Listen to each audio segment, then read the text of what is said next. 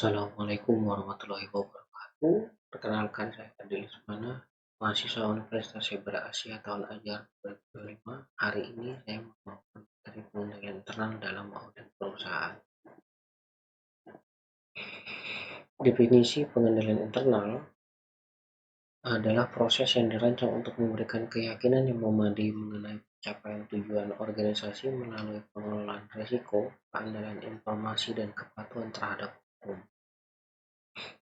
Proses yang dirancang dan dijalankan oleh manajemen dan pihak lain dalam entitas untuk memberikan keyakinan memadai terhadap pencapaian tujuan organisasi dalam kategori berikut. 1. Keandalan pelaporan keuangan, kepatuhan terhadap hukum dan regulasi.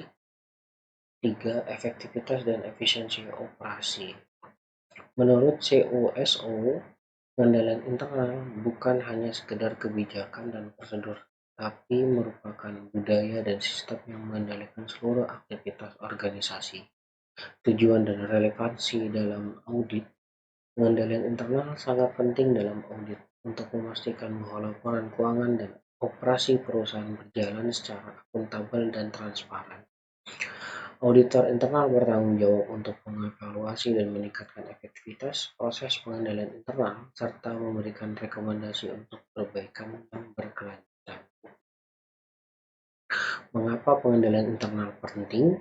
1. Meningkatkan efisiensi dan efektivitas operasional.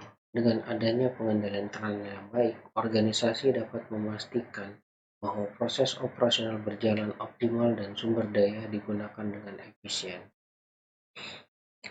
Sistem pengendalian yang solid dapat membantu mendeteksi dan mencegah penipuan serta kesalahan dalam pelaporan keuangan dan operasional. 3. Memastikan kepatuhan terhadap hukum dan regulasi. Selain hal tersebut di atas, pengendalian internal adalah memastikan kembali sasaran utama yang mendukung misi entitas.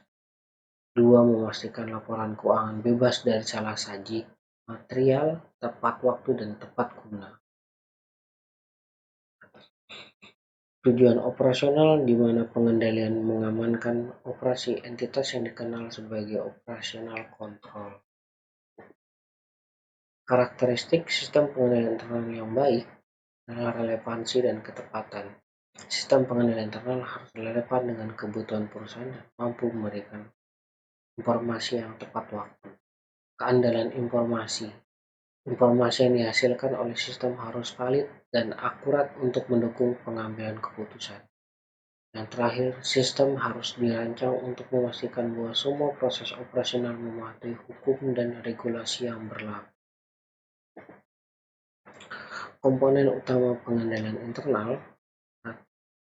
1 adalah lingkungan pengendalian, control environment. Ini adalah fondasi dari semua komponen pengendalian internal lain, mencakup sikap manajemen dan dewan direksi terhadap pentingnya pengendalian internal, integritas, dan nilai-nilai etika, komitmen terhadap kompetensi, struktur organisasi, pembagian wewenang dan tanggung jawab, serta kebijakan sumber daya manusia. Lingkungan pengendalian yang kuat menciptakan budaya yang mendukung pengendalian yang efektif. 2. Penilaian risiko.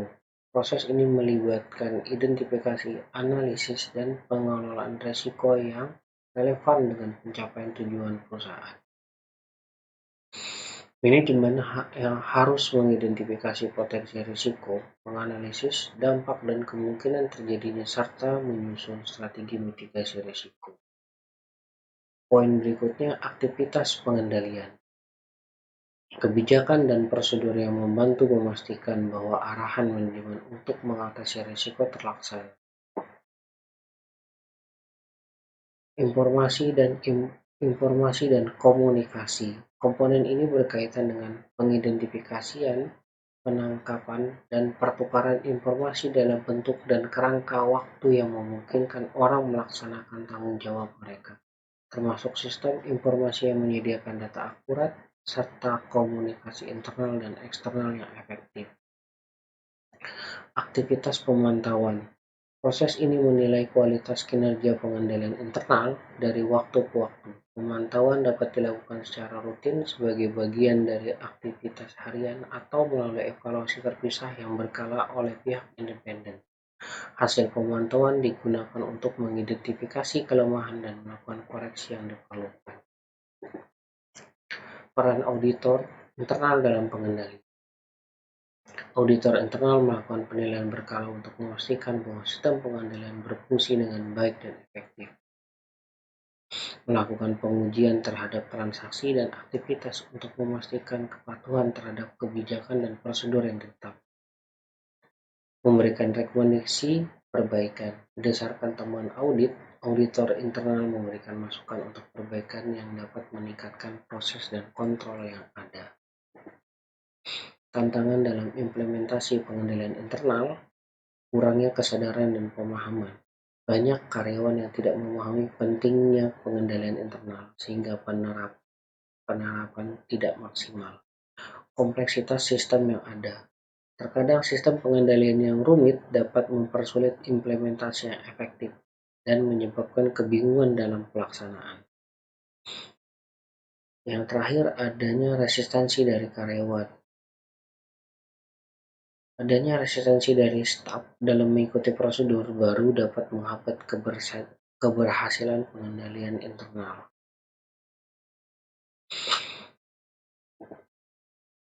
Best practice dalam pengendalian internal adalah penerapan teknologi untuk pemantauan, memanfaatkan teknologi informasi untuk memperkuat pengawasan dan meningkatkan transparansi dalam proses bisnis, melakukan pelatihan bagi pegawai, melakukan pelatihan rutin bagi karyawan untuk meningkatkan kesadaran dan pengetahuan mengenai pengendalian internal. Menetapkan proses pengawasan yang terus-menerus untuk memastikan bahwa pengendalian tetap efektif seiring waktu. Kesimpulan, pentingnya pengendalian internal dalam konsistensi audit dan bisnis secara umum bertujuan untuk melindungi aset dari pencurian, penyalahgunaan, atau kerusakan. Yang kedua, menjamin keandalan informasi keuangan dan operasional.